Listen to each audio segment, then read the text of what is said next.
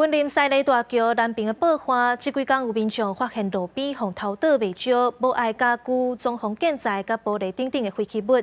因为附近无监视器，目前搁咧追查来源。按照环保局表示，若查到会罚1000到6000块。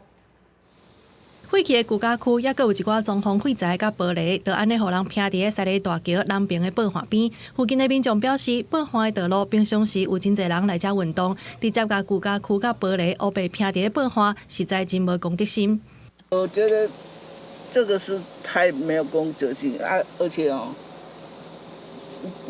那个这种地方，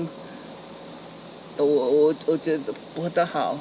对我们西螺镇这个有关这个大型家具的清运，我们是完全免费的。只要你来登记的话，我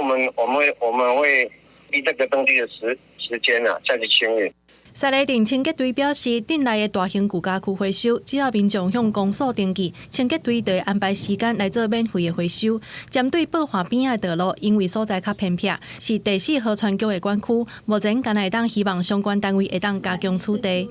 那依废弃物清理法的一个规定是罚1200到6000，那如果是累犯的话，就会加倍从1200、2400到3600、4800到6000。